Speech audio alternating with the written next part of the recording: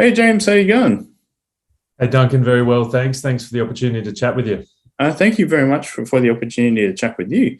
Okay, awesome. So let's get into it. So you're a physiotherapist. So how and why did you get into physiotherapy? And what injuries do you mainly deal with? And how do you tailor your approach to rehabilitation? Oh wow, okay, big questions. Well, I think the process of me becoming a physiotherapist originally was probably quite similar to a lot of people who become physiotherapists. So I started with a sporting background, Yeah. and that's where I crossed paths with physios in the first place. I played a lot of rugby, so I Yeah. got injured pretty naturally with that. So cross paths with physiotherapists through my rugby playing career, and it just happened, I think, by chance that all the physiotherapists I met were really nice people. Oh, nice. They really enjoyed the work they did. And so as I spent time with them, talking to them about the work they do, I kind of got more interested. And then I started to shadow them a little bit when I'd go on a rugby tour. I'd kind of hang out in the rehabilitation area a little bit and kind of pay attention to what they were doing. And kind of naturally went on from there. I hadn't really had any interest in biology or human movement at school, but just by my exposure through with those physiotherapists in that rugby setting got me interested. So that put me on the pathway. Yeah, no. Um, Now, the second part of the question, can you remind me? Yeah. Okay. So Tell me what that was. yeah. So what injuries do you mainly deal with, and how do you tailor your approach to How do I rehabilitation? tailor mine? Yeah, look, it's now I've been practicing for 16 years now. So the work I do now is quite different to what I used to do early in my career. Mm. So I've got a master's degree now, which means I am a musculoskeletal physiotherapist, Ah. which means that I now specifically work a little bit more with complex injury management, second opinions, and helping other physiotherapists and health professionals manage injuries. So I see a really wide range of things. Um, Probably more specifically, it would be complex and long-standing injuries. Yeah. So that could cover anything from headaches to neck pain to shoulder pain to back, knee pain, ankle pain, abdominal pain, really anything. And if it's complex and it's been with a person for a long time and they haven't got better with normal management, that's when I meet them. Yeah. Um, so it means when I'm tailoring my management, it's very much dependent on the person I'm working with and the type of injury or type of pain or complaint they're dealing with. So it means I have to be quite versatile in my approach.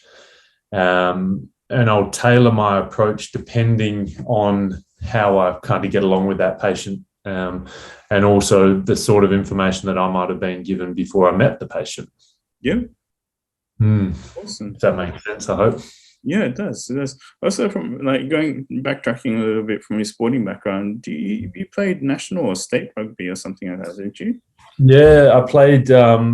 So I played state representative rugby in Western Australia from about age 14 through till my senior years. I played in the national tour Yeah, right. competition for Western Australia. I played in the Australian under-16s and Australian schoolboys in the second division. I wasn't quite good enough to get in the first division, and I represented in Australian universities competition, Yeah.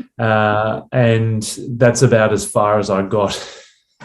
Oh, that's pretty far, dude. But so that comes to my other question, which because you beat me to the punch though, but like you come from a sporting background, has that helped you understand your profession better and how? Um, yeah, look, again, like I said early on in the piece, and maybe it's still the same conception out there, that physiotherapy and sports is quite synonymous. And I think in the last 20 years, at least since I started practicing, the profession's really diverged into lots of different arenas, with the sport still being a fairly strong component, but a much smaller proportion of what the profession is now. Yeah, right. So I guess what it probably helped me with most of all was having a kind of intimate relationship myself with injuries and rehabbing injuries of my own and learning what that involved. Yeah. As well as kind of understanding the importance of healthy lifestyle and exercise and engaging in something that's enjoyable and active. Yeah. But probably now I'd say at this stage in my career, the range of things I've done as a professional with my training and experience has had a bigger influence than the sport itself. Yep. Yep. Yeah. Definitely. Cool. So you run your own clinic now, and what are the challenges and rewards? Good questions. So I've had my own practice now for 8 years. Yep. I've been predominantly working there as a private solo practitioner, and I've employed people along the way, but I also work as an employee in another clinic simultaneously. Oh, okay. So I find that working in my own space where I kind of get to be a little bit autonomous is really rewarding, because I can kind of deliver the care that I want to at that time on any given day. And I can be really flexible with the patients I'm working with. And that work is kind of tailored more so to the general community. So that's quite rewarding, because people come in off the street, they find me online or find me by recommendation and come along, and I can give them a really individualized care pathway, and that's really nice. That's very rewarding. Yeah. But as many people might experience in small business, it kind of gives you a lot of juggling to do at times. Yeah. I mean, 8 years along now, it's probably not as demanding in that respect as it was in the early years. Yeah. The kind of administration and marketing and communication and websites and those things that you're much better at than I am, I'm sure. But then also trying to be a clinician and try to develop as a professional. That's the challenge, I think, for me. Fortunately, now at this stage, I've been around long enough that I've always got a bit of work, and it's not as big a problem to go out and market and find work. But at the same time, that's because I keep kind of progressing my clinical expertise. So that's a different style of marketing, I guess, but still challenging for sure. Yeah, because you've got more qualifications now where you can really be a specialist, like as you mentioned, to help other physiotherapists with problems which maybe you have more specific knowledge to, right? Yeah, sure. And I can't call myself a true specialist yet. That requires a bit more training that I'll be doing hopefully in the next couple of years. But I'm starting to kind of hone in a bit more on a niche, which means, yes, I have the ability to help people in a different way to maybe some of my other colleagues, and hopefully can pass on some of my knowledge and expertise onto other colleagues and younger colleagues. And I do some of that through some mentoring and work with Curtin University here. Oh, nice. Cool. Okay, so the next question is, what are the must-knows to be a good physiotherapist? The must-knows. Wow, that's a really challenging question now, because I think there'll be lots of different people who see physiotherapy offering different things for them as professionals. Mm-hmm. I think still probably the most important things across the board, whether people are working in hospitals or private clinics or rehab or sports or whatever, I think being able to communicate clearly is really important, to be able to speak with lots of different people from different backgrounds, different professions with different problems at different times is a really important skill. Physiotherapists will often cross paths with medical specialists or other health professionals or other professionals in rehabilitation spaces or corporate spaces or injury management spaces, as well as potentially meeting people who are injured who don't speak English particularly well, or who have had an injury that mean they can't communicate, or any other language for that matter, anywhere in the world. So being able to communicate with non-verbal communication, and be able to listen and pay attention to the person you're communicating with, I think is a really critical element. Yeah.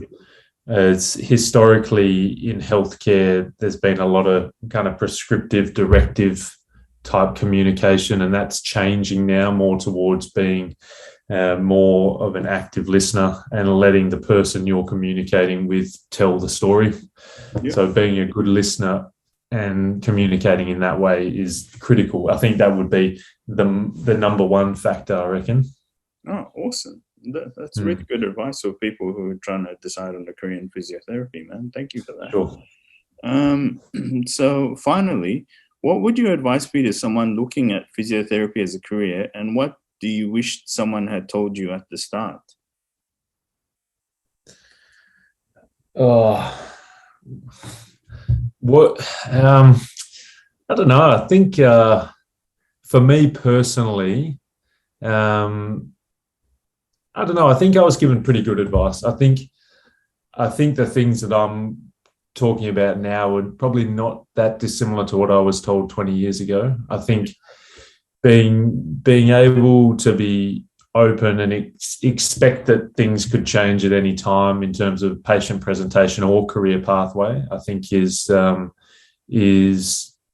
advice that I was given, and that has actually rung pretty true across the last 16 years. Yeah. In terms of, the question was in terms of other people looking to the career. Yep. You'll have to ask me again. I get lost in my words. Oh, no problem. Give me the first bit. Finally, what advice would you give to someone looking to be a physiotherapist as a career, and what do you wish you had been told at the start? Yeah, what would I give advice to somebody looking to the career? I speak with people fairly frequently about that. I think being really open-minded in understanding that physiotherapy as a profession is constantly changing. It's still a relatively new profession. Mm-hmm. It's not been around for that long, and it's developing quite rapidly at this stage. So there's lots of opportunity, and a lot of that opportunity doesn't really become apparent until people start working in the career and in the profession. Yep. So a lot of people will head into it with a thought of sport or a thought of hospital or orthopedics, and that's perfectly fine. It'll get you into it, and then be prepared to have lots of different opportunities be presented to you, which is really quite cool.